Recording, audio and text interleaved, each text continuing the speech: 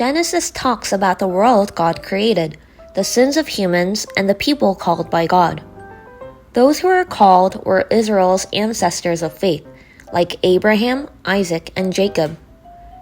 Abraham's son Isaac married Rebekah at the age of 40.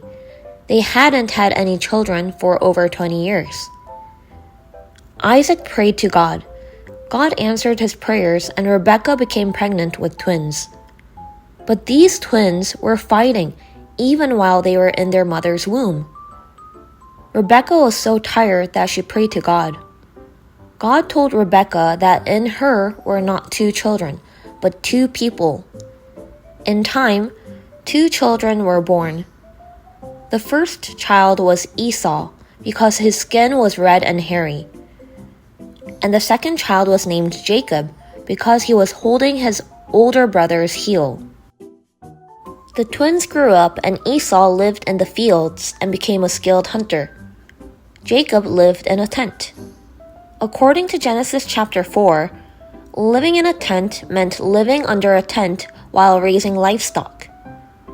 Since his grandfather, Abraham, had many sheep and cows, he also probably had many livestock.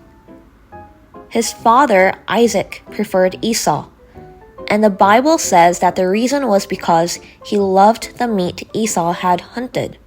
Isaac preferred the meat that Esau had hunted in the fields to the meat of the livestock raised at home. But their mother, Rebekah, loved Jacob unconditionally.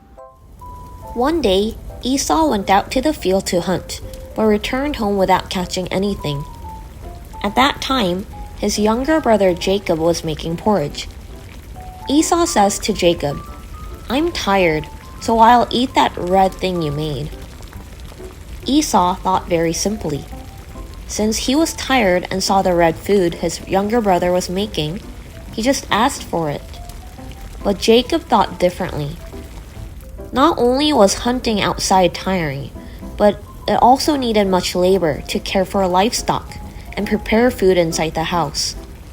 The red thing that Esau spoke of, without knowing its exact name, was food that Jacob cooked with great care. Jacob tells Esau that he will give him something red, and that he should sell his rights as the firstborn son to him. Esau answers, "Now that I am soon to die, what good will my birthright have?" Esau says he is going to die, but in fact, he won't die if he doesn't eat at least one meal. Esau lived without thinking deeply. Finally, these actions led to bigger conflicts later on.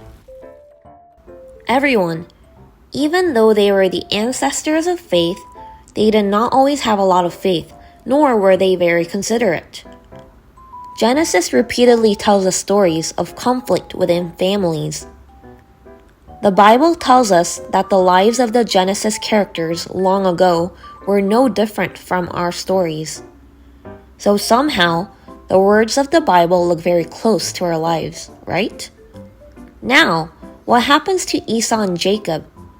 Over the course of a month, let's discover Jacob's other stories together.